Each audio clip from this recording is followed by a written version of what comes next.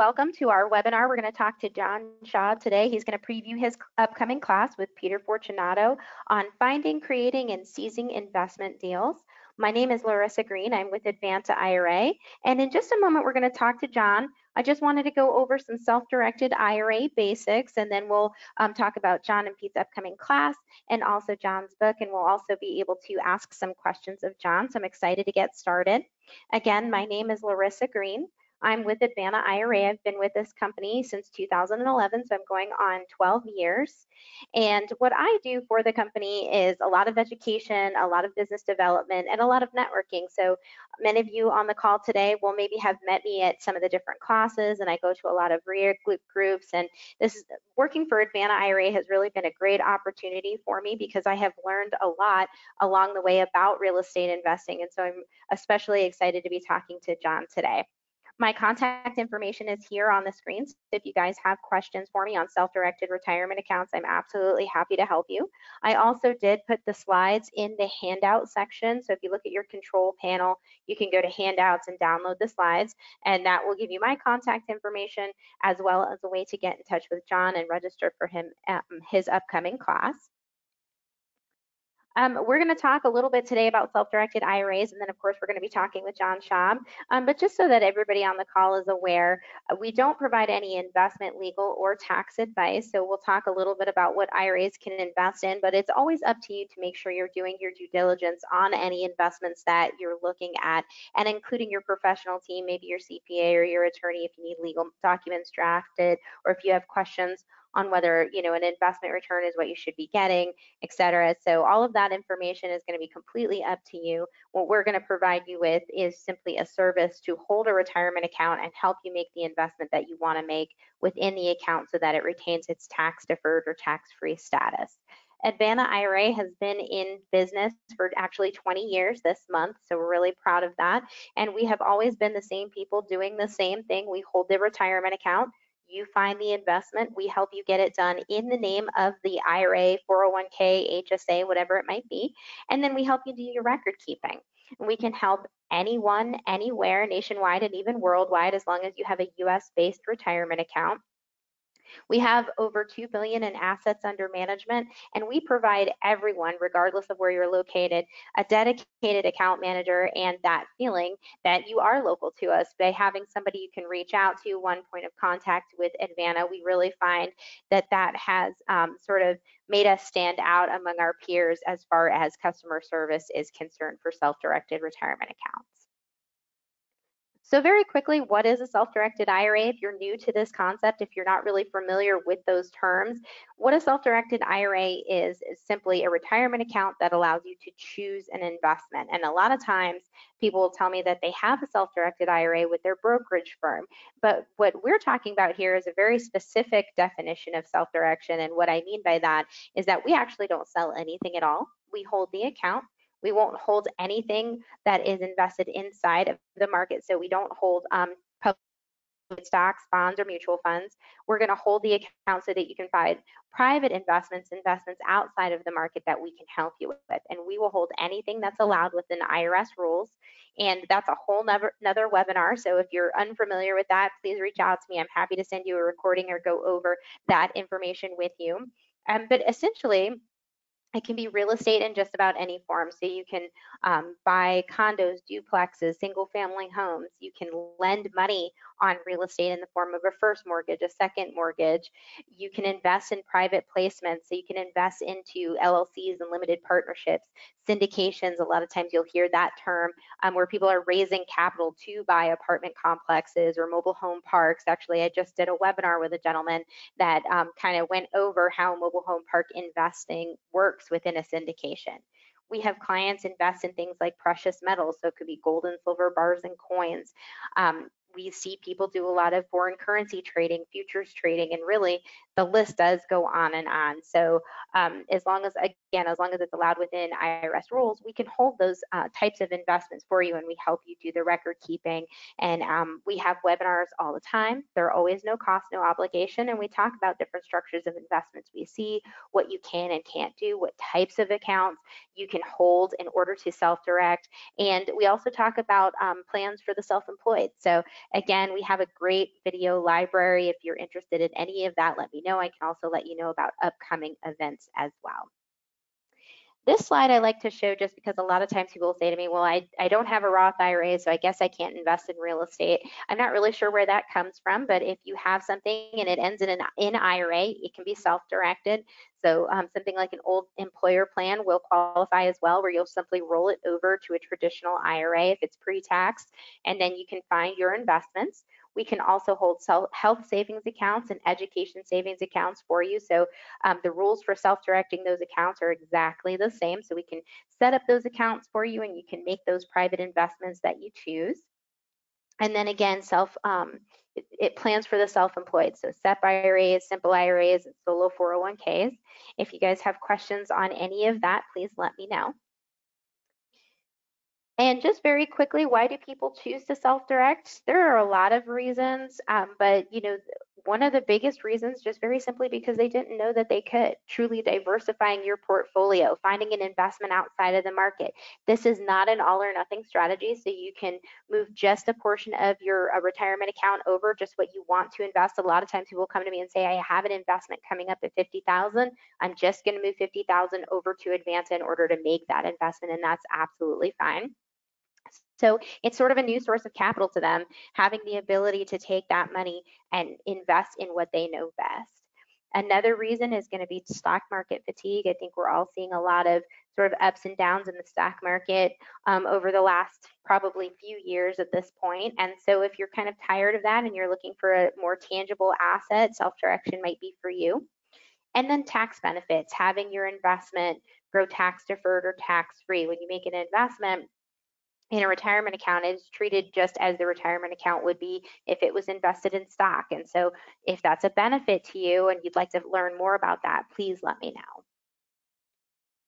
And just in case anybody joined late, I just wanted to remind everyone that you can find these slides in the handout section on your control panel. So you're welcome to go to handouts and download the slides so that you have our contact information as well as information on how to register for Pete and John's upcoming class.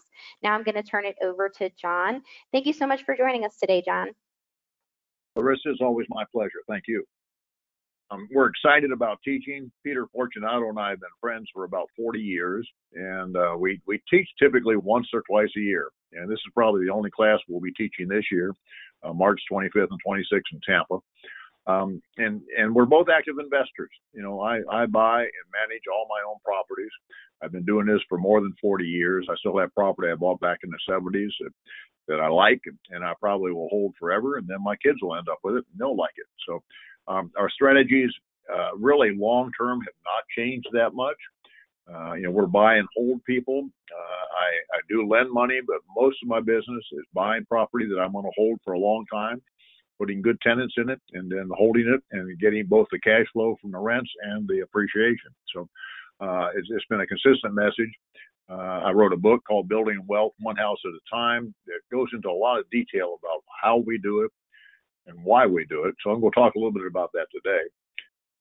So that's about all in the class I'm going to tell you. You can look at the brochure, but it'll be real world strategies that we will use in the coming year or two to take advantage of opportunities that we'll find in the market. You tend to buy more properties when other people are not buying. You tend to buy your best deals during times of high interest rates, when credit gets tighter, when the demand falls off, and when the supply increases. And we're just in the beginning of that cycle right now, of course. So the next couple of years should be a great time to buy. And if you're just getting started, it's a perfect time to get into the market because you won't get hurt. You won't be buying at the top. You're going to be able to buy at a discount here over the next couple of years, I think. But strategies that work in the market like we've had for the last couple of years, when we have low interest rates, a hot market, rising prices, strategies that work in that market will probably not work as well when interest rates go up and when the market softens and when it's harder to sell something. So people who've been trying to buy and sell something short term and make a quick profit will struggle. Now, if they're good buyers, there'll be more opportunities to buy.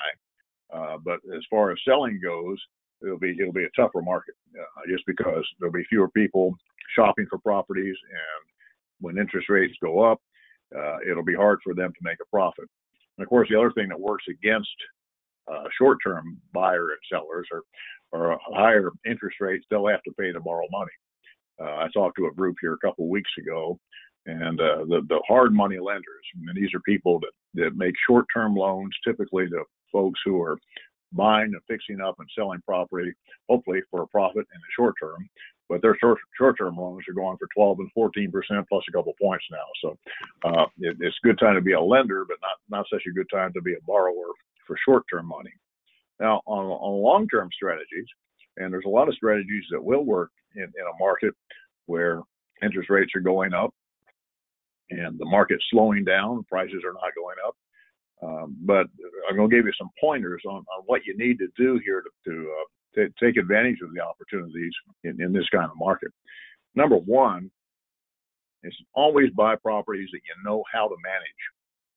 There'll be opportunities in all kinds of properties as the market softens up a little bit. And when I was first starting, I bought properties that I really had no experience in managing. I bought a motel one time. Well, that turned out to be not a good investment for me. I made a little bit of money on it, but it took an awful lot of work to make a little bit of money because I had no idea how to manage a motel. And it's real easy to get involved because somebody will bring you a really good deal on a type of property, maybe an apartment building that you've never managed before. And I can tell you, if you buy an apartment building or a motel or anything that has a lot of tenants in it, it takes a specialized type of management to make that a success. The tenants will talk to each other. They could actually gang up on you sometimes. So it's pretty exciting to have a lot of tenants in one building. So we prefer, as you probably know, single-family houses, and that wasn't because I read a book someplace. It's because we owned a lot of different kinds of properties, and I was kind of experimenting at which ones were the best fit for me. And that's not just the most profitable, but it's really the ones that take the least amount of work for the profit they produce. And I found that my tenants in my houses were a lot less work than the tenants in the motels for sure, or the tenants in apartment buildings or duplexes or commercial buildings. And I had a little bit of everything. So I moved toward the single family houses just because of the workload involved. I saw that I could control a lot more real estate and not have a whole bunch of employees. I had a good friend. He was one of my early partners. He went in a different direction, and he bought some mobile home parks. Well, they've been successful, but he has a lot of people that work for him. You know, he has 30 or 40 full-time employees. And if you have a bunch of employees, you have to manage those employees. You have to make sure they have work to do. And then in order to keep them, you know, once you train them and they're doing a good job, a lot of them will go out and start their own businesses. In order to keep them, you have to pay them well. So he has a lot of overhead. Valerie and I run our operation by ourselves, just the two of us. Valerie's my wife, and we've been working together for over 40 years. And we can manage quite a few houses without staff, without paid employees. And I won't tell you the tenants entirely self-manage themselves, but the secret to our success is that we buy properties in good areas that will rent the people who are looking for a long-term residency. You know, and one of the things I really stress when I interview a tenant is how long they like to stay. And if somebody just wants to move in and out in 6 months or a year and buy another house or build a house, I won't rent to them because I know that turnover costs me money. Every time somebody moves in and out, that costs me money. Plus, it takes my time. My average tenant has been with me more than 10 years. My average tenant. I have people who have been with me more than 30 years. Well, when somebody stays even 5 years, they make you a lot of money because you haven't had a vacant day for 5 years, and you probably hadn't had to fix a lot. If you compare that to having somebody move in and out every year, if you had 5 tenants in 5 years, you'd have to interview a whole bunch of people to find those 5 tenants. You'd have some vacant days, and you'd have a lot more maintenance. So it's a very efficient way to invest in real estate because it's more passive. You know, I travel a lot. I'm out of town. I'm out of the country sometimes. And when that happens, I couldn't manage my properties. I was in Argentina for a couple of weeks just 2 weeks ago, and I've been to Australia a dozen times. So I'm often out of the country, and I wouldn't be able to manage a management intensive property like a commercial building from a distance. You'd have to have somebody that you paid to run that for you. So if you want to manage your own properties, houses are probably the easiest thing to own because they attract longer term tenants, and they're just less trouble. They're less trouble. A couple other things here, if you're just getting into it here the next, for your first time, or even if you've been doing this for a while. And one is you need to learn how to learn how to buy without using a lot of your own money. That's been a key to real estate forever. And all the big boys, all the folks that buy great big buildings figure out how to do this. I had a student years ago. He took our class twice. He took really good notes, and he wrote a book called Nothing Down, and it became a bestseller. And it's a great book. I've recommended it to people for years and years. I'm sure you can still get a copy of it. But the whole idea of buying with high leverage is a wonderful thing. Now, if you go to a banker, especially if you're buying an investment property, is probably going to want you to put 20% or more down. And the reason for that is with 20% down, the property will probably produce enough cash flow to pay for itself. And the banker wants you to succeed. They want you to be able to pay for it. So if you buy that same property with less than 20% down, you come up with a way to buy it with 5% down or even less, you have to be on your game. You have to be able to negotiate terms that allow you to make a profit. And certainly you need to be a good manager so you can keep the property full and make your payments on time.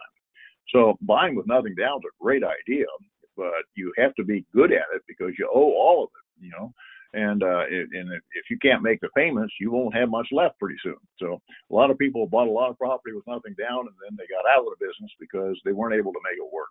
So although it's a great idea, you need to be smart enough to negotiate terms when you buy that give you cash flow. And that's one of the things we talk about in the class, of course, is how to structure opportunities where you have cash flow even with no money into it. When people come to me or call me or talk to me and say, well, we bought something that loses money, I ask them an embarrassing question. I say, well, whose fault is that? If you make an offer, you should know how much money the property is going to make on a monthly basis, on an annual basis before you make that offer.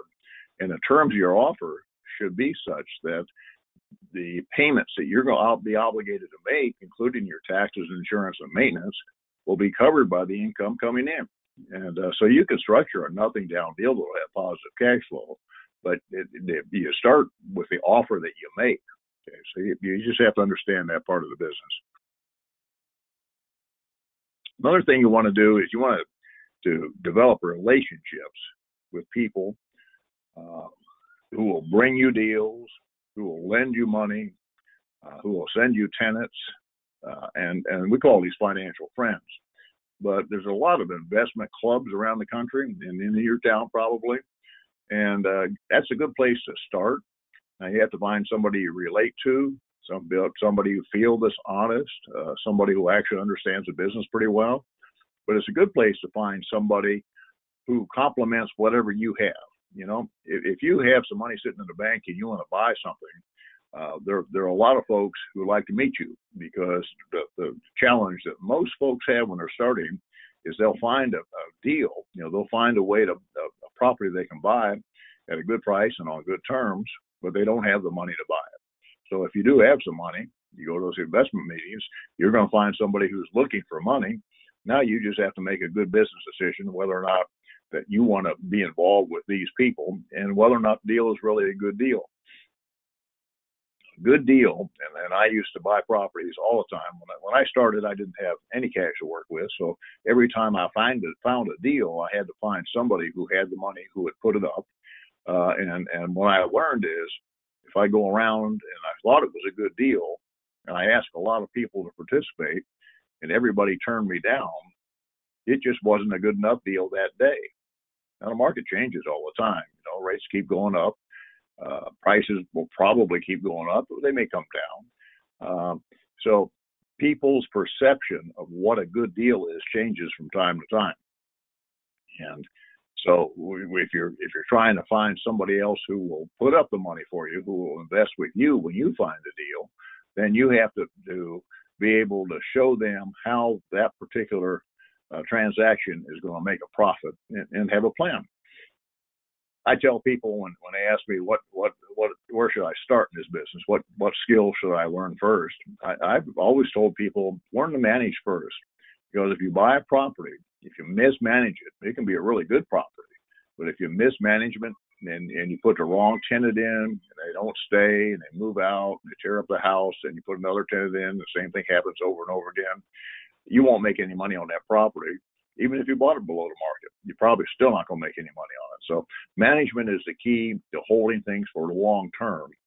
And in my book, and when I teach classes, I tell people that when you buy property, first of all, you should buy something that you want to own for a long time, and then you should hold it until it at least doubles in value.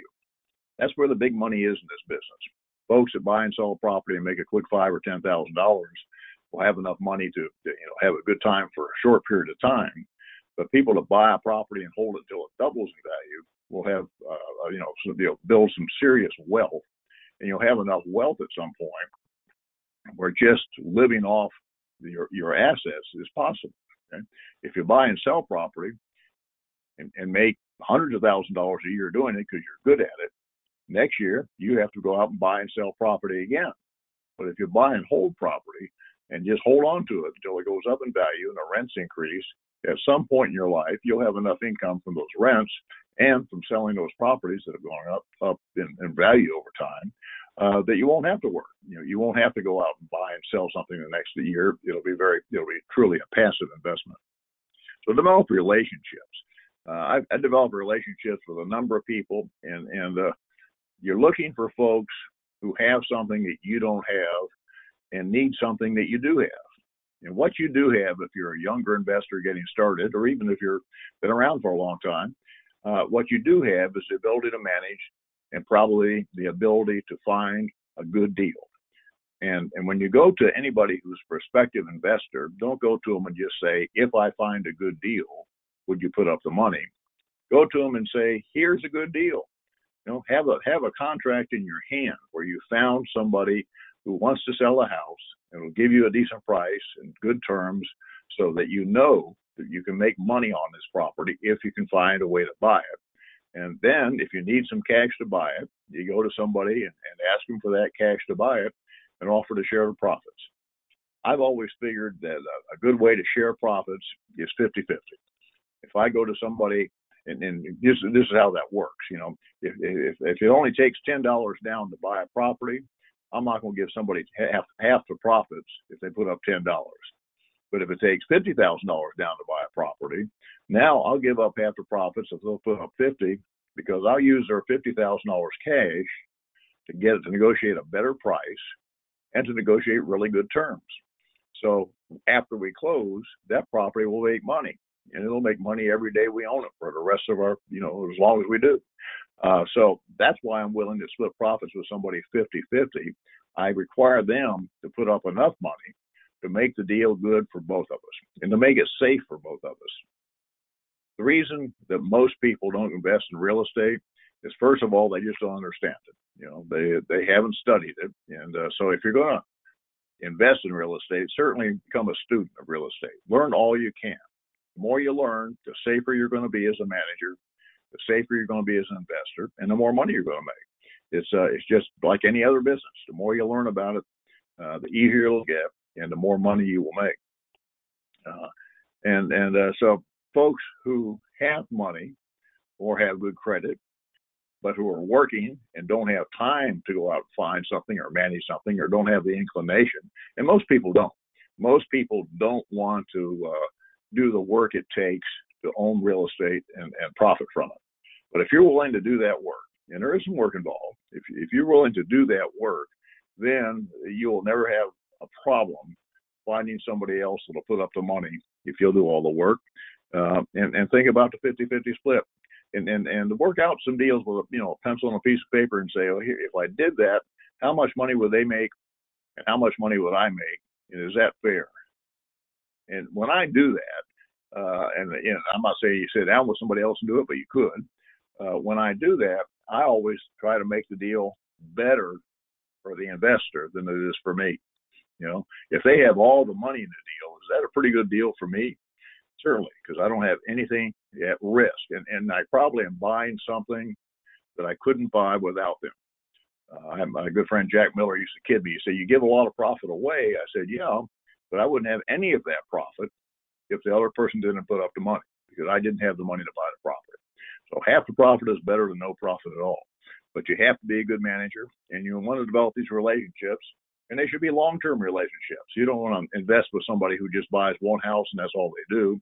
You're looking for somebody who has the same end goal in mind. Their goal is to own a certain amount of real estate at some point in their life, so that they can live off the income that real estate produces. And that's an awful good goal. That's kind of what I talk about in the book is buying. If you just buy one house a year, most places, in some places, you don't need to buy a whole house. You can buy part of a house a year. After a few years, you would have enough equity and enough income from those properties that you would have some flexibility in how you spent the rest of your time. Maybe you don't need to work full time for somebody else for a while once you have some income from those other properties. Agents have always been a very important part of my business. I got my real estate license years ago when I was in college, and I sold a little apartment building while I was in college. That was my first deal. I managed it, then I sold it. But after I got out of college, I worked as a salesman for a short period of time. Then I opened my own office and had a bunch of salesmen working for me. And that didn't last very long because I didn't like that business. I didn't like the babysitting part. It really wasn't nearly as profitable as I thought it was going to be. And I just didn't like the lack of control that I experienced when I had either a listing or somebody came to me and wanted to buy something. I can remember one of my last deals, somebody came to me and said, "John, we want to buy," it was a condo out on the beach. "We want to buy a condo on the beach for an investment, but we want a good deal." I said, "Okay." So I went out and found it. I found a lovely condo out on the beach. It was a great deal. I showed it to them. They said, "Nah, that's not exactly what we wanted." And I said, "Well, you wouldn't mind if I bought it then, would you?" And they thought about that for a second. And they said, "You mean you'll buy it if we don't buy it?" I said, "Yeah, if you don't buy it, I will, because it's a good deal. It's a good property." And they thought about that for a couple of minutes, and they said, "Okay, we'll take it then." People are funny. It really wasn't a sales pitch I was giving them. It was just the way it worked out. It was a really good deal. It was a good property. And over and over again, when you found something like that, you wanted it for yourself. But, if you didn't have any money and you were an agent, that's what you did. You sold it to somebody else. So we started buying property and never looked back. And we're still buying today. And they're actually looking forward probably to some of the downturn, because if we have a little slowdown in the market, and if interest rates keep going up, there'll be more opportunity. Now, the bad part is some people get hurt, and some people or speculators get hurt badly because they buy a lot of property that they can't afford to hold on to, hoping they're going to make a profit. So don't be a speculator, be an investor. Buy property not based on what it might be worth 10 years from now, but what it's worth today, and buy property that'll produce enough income today to cover all the expenses and give you some kind of profit. And if you'll do that, you don't have to move fast. We don't buy a lot of properties. We're very slow at buying, very particular on what we buy, but every one we buy makes us money. A couple other quick tips, and we'll take some questions here. Another thing that you want to be careful not to do is to be refining your property. And right now, that's not advice that most people would give you anyway, because you certainly, if you already had a 3 or 4% loan, you wouldn't go down to the bank and borrow money at 6 or 7 or 8%, would you? You're going to keep that 3 or 4% loan as long as you want, as long as you can, and that's going to have an effect on the market. One reason we don't have a lot of volume, you see the headlines in the paper now. It says real estate sales are down. That doesn't mean prices are down. It means the number of properties being sold is low, and part of the reason for that certainly is that everybody that got a 3 or 4% loan doesn't want to get rid of that loan. They want to hold on to that loan as long as they're able. At some point, they'll snap. At some point, they'll wake up and there'll be hundreds of thousands of dollars in equity in their house, And some smooth talking mortgage broker is going to say, you're going to need to unlock the equity in your house. Look at all the profit you can make if you took the money out and bought something else, like a new car. So people will fall victim to that. People will refinance perfectly good loans and borrow the money back at higher rates. And when they do, they'll become, some of those folks will get in trouble, of course. And I encourage folks, once they have financing in place, once you have a good loan in place, not to refinance and pull cash out to buy another property, but simply to hold on to that property. And as it produces more and more cash flow, use that cash flow to buy other properties. That way you're not risking your equity in the property because you didn't refinance it. You're using the cash flow, and you're risking the cash flow, but if you go out and buy another property and all you're doing is buying something that has negative cash flow that you can feed with a house that you already own, then if the new house doesn't work out, typically you can give it back. You don't have to suffer with it. So you look for opportunities that you can buy with cash flow rather than refinancing properties and buying with it. One more point, and then I'll take some questions, and that is, it's good to have something free and clear, because if you own something free and clear, then if you have a day where you need some cash, you typically can sell whatever that free and clear thing is. And it can be a boat. It could be a car. It could be part interest in a house. And if you're just starting, you're probably not going to own a house free and clear anytime soon, unless you have a bunch of cash sitting in the bank. But what you can do is own part interest in a house free and clear. So I'll explain how that works. When I first started, I would have investors come to me and they say, John, we want you to do the work, go out and find a house, we'll manage it for us, we'll split the profits. We heard that's the way you operate. And I said, yep. And, I don't get paid until you get paid. I don't make a profit unless you make a profit. Those are all strong things to tell potential investors.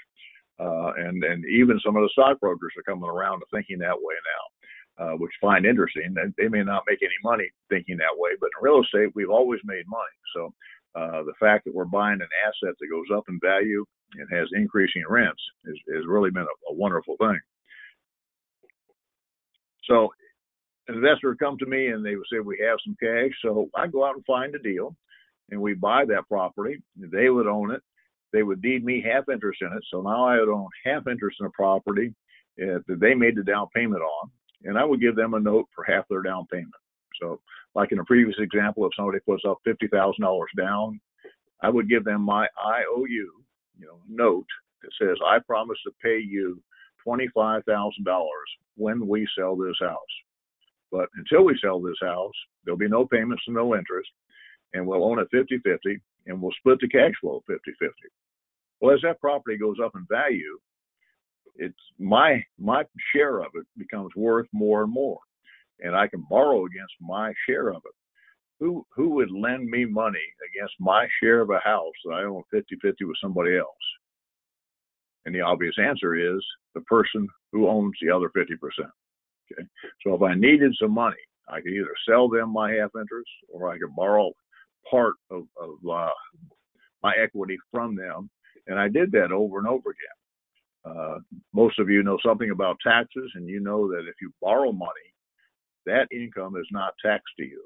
So if I borrow money against half interest in a house, if I borrowed $20,000 to give me living expenses for the next 3 months or 6 months, that $20,000 would not be taxable. Well, that's a smarter strategy long term than taking commissions or taking a lot of cash flow if you're paying taxes. Now, if you're not paying taxes at all, take all the cash flow you can. That may be a benefit to the other person who doesn't want the cash flow because they are paying taxes. So there's a lot of ways to structure deals. And there'll be a lot of opportunity in the coming couple of years. And so I hope to see you. If you can't come to the class, consider reading the book and study a little bit, learn as much as you can about real estate. But if you come to the class, come up and say hi to me. I'd love to get to meet you. And Pete and I are looking forward to teaching it. So, Larissa, I'm going to pause for a second. I hope you're still on the line. You've been very quiet. But if you have any questions, I certainly want to answer questions, yours and everybody else's. Okay, great, John. And actually, I'm going to give everybody an opportunity to type your questions into the question box. So we do keep the webinar on mute just for a nice clean recording. But if you have any questions for John, take a moment and type them into the question box now. And while I give everybody a moment to do that, I'm actually just going to go back to the slides again for the class and then also for the book, so everybody has an opportunity to write the dates down and check their calendars. So it's March 25th and 26th. So coming up quick, guys. The information to register and the cost to register is here on the slide. So you can go to johnschaub.com to register for the class. It's $5.95 or $4.95 for 2 or more pre-registered. It's at the Holiday Inn West Shore. I think the class is almost always there. So if you guys have been, you know where it's located. And you can go again to johnschaub.com in order to register and get more information. And then also here is the slide with information on the 3rd edition of John's book, Building Wealth One House at a Time. And John, I put your website up here. Is that the best place for them to get the book? We don't sell books, so if you come to our website, we'll refer you to Amazon, or you can just go directly to Amazon. You know, they sell the books. We don't have books here in the office. Okay, all right, got it. So Amazon for John's book, Building Wealth One House at a Time is the 3rd edition. And actually, I can't believe it. I don't have any questions posted here. So I'm going to ask a question, and hopefully that'll get everybody thinking about maybe what they want to ask John. But I know a lot of times when you're looking at a deal, it's to help somebody solve a problem. And then, of course, the deal has to make sense for you. So I know you mentioned a couple of times because the interest rates are going up and the cost of housing is so expensive at this point. But what are your thoughts on the types of real estate problems that you will typically see from homeowners at this point? Let's say that they need to maybe relocate, or, is it going to be that, people aren't really buying necessarily because of the interest rates and things of that nature? And how could you maybe solve that problem? And I know I'm not really giving you a whole lot of details, but maybe you could give us some scenarios. Yeah, well, there's always things happening in everybody's life, regardless of what's going on with the economy. So people do get married, they do get divorced, they have children, they have people move in with them. And of course, we see more and more, especially with COVID, we've seen more and more people move in with family, which is we're becoming more like the Europeans, where you'll find several generations living together in one house. And one reason they do that in Europe, of course, is because the real estate is so expensive that a lot of people just can't afford to buy a house. And I've seen that in Australia and other places that I've traveled, that prices are a lot higher than they are here. I mean, the prices in Australia could be 2 to 3 times as high as they are here. So you can just imagine if things were worth twice or 3 times as much, the kids wouldn't be able to buy. And so everybody kind of gangs up and the families buy a house together. But we're looking to help people that have an immediate problem. If we can show them another way to solve their problem other than selling to us, we're happy to do that. I really don't want to buy anything else, but I'm happy to buy if I can solve somebody's problem. And typically it's somebody who has a loan that they can't walk away from. A lot of people don't want to just walk away from a house that has a loan on it that they've signed and they have obligations for, because if they do, it's going to have a major effect on their credit, and they just don't feel good about it. So when we find somebody who has a loan on a house, and a lot of times it's a good loan, in this market, it's unlikely to be an 8 or 10 or 12% loan. It's more likely to be a 3 or 4 or 5 or 6% loan. So if we find somebody who needs to leave town, and they need to leave town in a hurry, and that's what we tell our agents.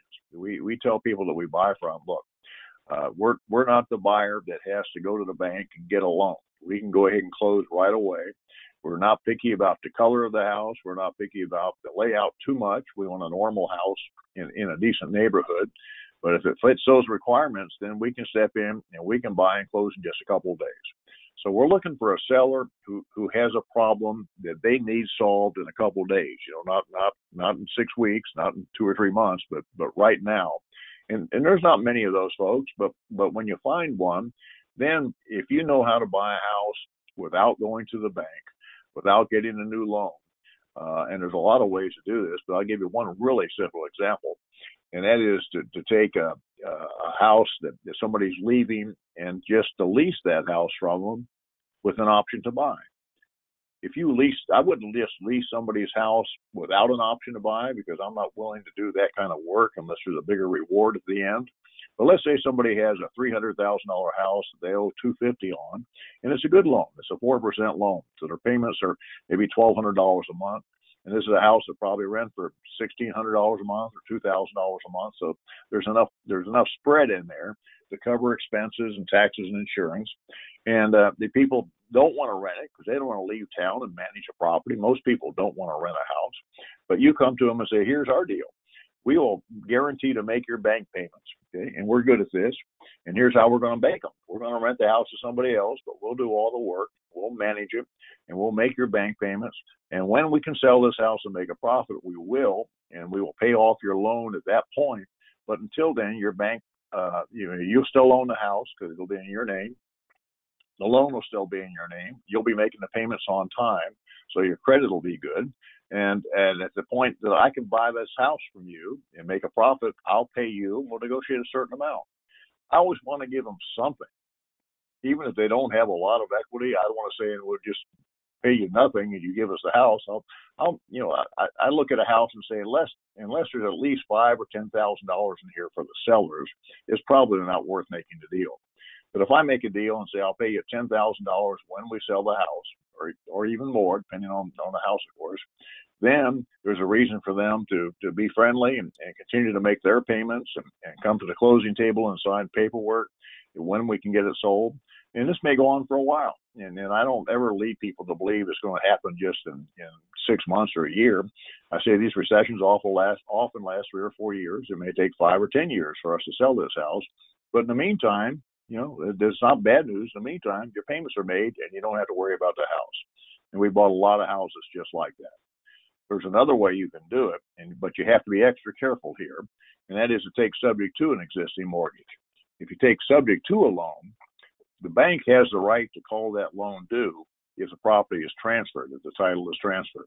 So that puts you in a higher risk position than a lease option would. I've never heard of a bank calling a loan with a lease option, although perhaps it would have the right to do that some places, but I doubt it. So taking subject to means they're going to still be on the loan. They're going to title the house in your name. You're going to take a deed to the house, and you're going to agree to make those payments. But if the bank calls that loan due, then you have the obligation to pay that loan off. Well, that puts you at risk because you may not have enough money in the bank to pay that loan off. If the market is soft, you may not be able to sell to somebody else and pay that loan off. And if interest rates are high and credit gets tight, you may not be able to refinance it and pay it off. So it's a riskier scenario. And unless you really understand all the risk involved, unless you can explain them very carefully to the people that you're buying from, you shouldn't buy subject to. You shouldn't buy subject to. It can be done, but you have to be very careful about it. So we're looking for somebody to answer your question who needs this, who needs to do something in a hurry. We tell agents in our town that, we can buy in a hurry and close in a hurry, and the agents love it because they get paid in a hurry. I had somebody walk in my office and I explained this to him, and he said, when can we close? I said, Thursday. And I said, you get paid Thursday. He said, that's a good deal. But not everybody can move that fast, but once you learn the business, you get good at it, you have some resources, you understand how to get deals done in a hurry, then you can move fast. So that's kind of our MO is we move fast when we buy. Okay, great. Thanks, John. Another question pops up. Is it always a good time to buy no matter what the interest rates are? And I know you mentioned we're really kind of approaching a time where there are going to be some good deals out there, but what are your thoughts on buying at any time? Yeah, I think so. The first house I bought during the period of time where interest rates were fairly high. They were like 7%. I mean, not way high, but the market was right at the top of the market. And I bought this house, and then for the next 5 or 6 years, it didn't go up at all. But I still have that house, and now it's worth many times what I paid for it. So just getting your foot in the door, if it's a good house, good neighborhood, it's going to attract good tenants. That's about 80% of the equation. The financing is important, but as long as you can hold on to this house, as long as that the market is good enough, the rental market is good enough that you can rent it and have a profit each year, I'd say buy anytime you can find a deal that works, you know, but buy the best quality you can. It's one thing we learned over time. You know, we bought a lot of properties early on that weren't very high quality, which means they didn't attract long-term tenants. You know, they attracted tenants who had to move every once in a while for jobs, or they just didn't have enough money to stay. And I learned not to buy that type of property. I wanted to buy property that attracted a tenant who had a lot of long-term potential, so I didn't have to worry about people moving in and out all the time and fixing things up all the time. How do you determine if a house will make a profit? Do you have a specific formula you like to use, or is there some, you know, after all expenses are paid, is there some certain amount that you want, you know, based on the house and neighborhood? We had a question pop up about that. Yeah. Well, you know, you have to understand the business. The first thing you want to learn about this business is what do houses really rent for when you rent them to somebody who will take care of the house and stay a long time. So that may not be the number you see on Zillow. You know, somebody's asking $2,600 a month on Zillow. That may not be the right number. To attract the right tenant, you may have to rent that same house for $2,200 a month, which is okay. So you take the lowest number that you're confident will work, and you say, here's my base income. Here's my $2,200 a month. I know I can rent it to somebody for $2,200 who will stay 5 years or more, who will love this house, who will fit right into this neighborhood. So you start with that number, and then you back down taxes, insurance, and maintenance. And I'll just give you a real round number. So, no, this is not gospel, but this is a pretty good number. If you'll take 40% of your gross rental income, 40%, and call that taxes, insurance, and maintenance, that'll leave you about 60% left, which and that 60% you get to keep to make your payments. So if you can make your payments work with 60% of the rental income, and you start off by saying, okay, what will the rents be that I can collect from somebody who will be an excellent tenant? You know, if you charge the highest rent in town, you can probably still rent it, but the problem is you won't get the best tenant. You'll get somebody who will just stay 1 year and move out. So you want a rent that's low enough that you can capture the best tenant. I want to rent to the best tenants in my town. I think I do.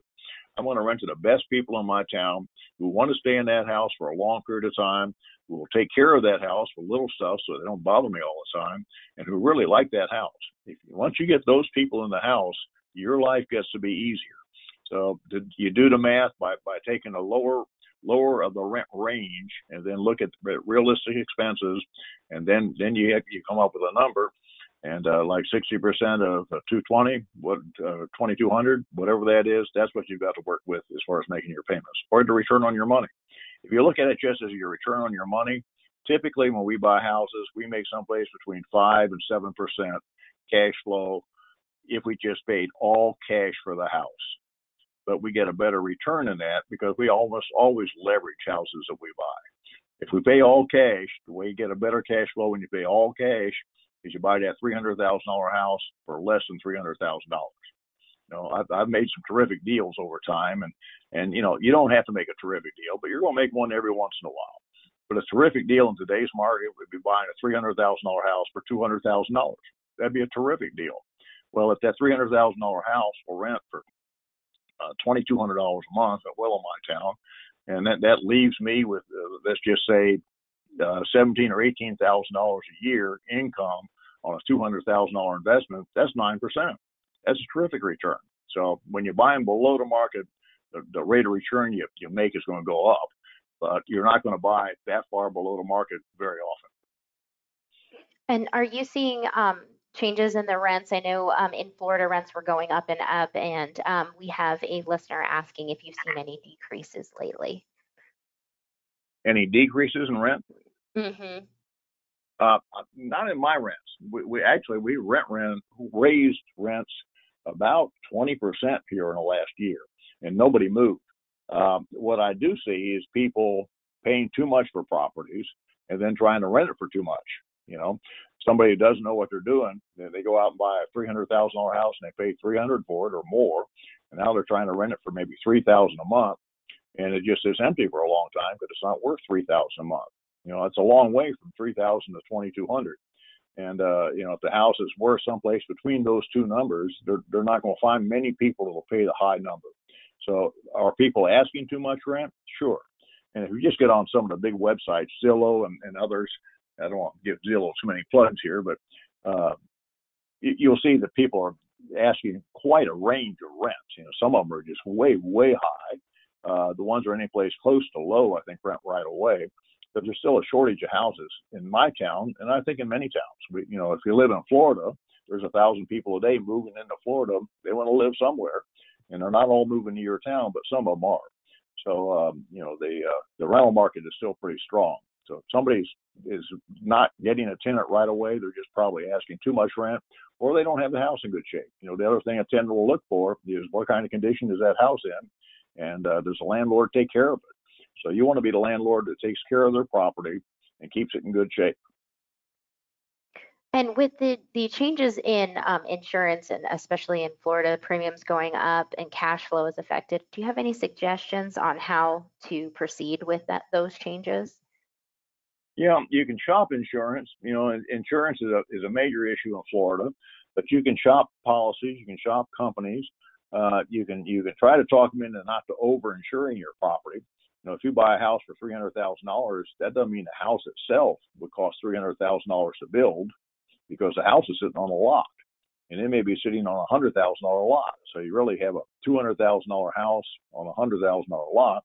You shouldn't have to buy any more than $200,000 worth of insurance. But if you don't negotiate a little bit, the insurance company will try to sell you $300,000 worth of insurance, because that's what you paid for. And if you think through it, that's silly, because they won't pay you $300 if the house burns down, because it doesn't cost $300 to build a house. So by being kind of astute when you shop for insurance, and by buying properties that are not high risk, there are certain properties I won't buy because the insurance premiums are much higher. I do own properties on the water, but I don't carry flood or wind insurance on it. But if you had to carry flood or wind because you had a finance with a bank, your insurance costs would be extraordinarily high. So you have to know going in what your costs are going to be. And certainly if you're getting started, you probably want to buy something that has the lowest potential insurance cost. You always want to carry a liability insurance, even though you hardly ever use it, but you want to have it because it makes you sleep better. In case somebody does get hurt on your property, you want to be covered for that. Okay, great. Thank you. We had another question about a deal structure. What about a wrap that gives the seller income against expenses and protects their credit so they can purchase another property in addition to the property they're selling? So the first part of the question is, what about wrapping the mortgage? Yes. Mm-hmm. Is that what you said? Well, wraparound, Yes.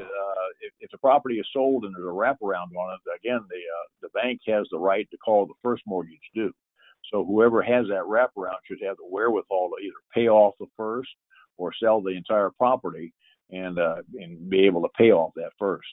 The wraparound and the lease option are an awful lot alike as far as the mechanics of it, as far as who gets payments and when they're paid. But the difference is, of course, title gets transferred when you have a wraparound situation, because that means somebody's actually purchased the house, the title is transferred, and they've given the seller a wrap. Where the seller is continuing to making the payments, but you're making payments to that seller. But technically, you still have a transfer of title, I think, depending on the deal. So if you do, then you have that possible liability. I'm not going to scare people. I'm not going to tell you the banks will call them every time, but I just wrote a newsletter on this and did a lot of research. And what's happened is a lot of the loans have been sold. Very few, if SunTrust makes you a loan, or whoever SunTrust is now makes you a loan, a Truist, I guess. And, the day after it's sold or the month after it's sold, they sell that loan to somebody else. Well, the hedge funds buy a lot of these loans, and today's rates are a little higher. But think about if a hedge fund bought a lot of loans and they all had 3% interest rates on them, and now they want to call that money back. Well, one way they can get their money back is to research the people who have sold those loans and not paid them off. And I think that'll happen. And how do you find most of your sellers? Do you do any marketing campaigns, or is it just by talking to neighbors?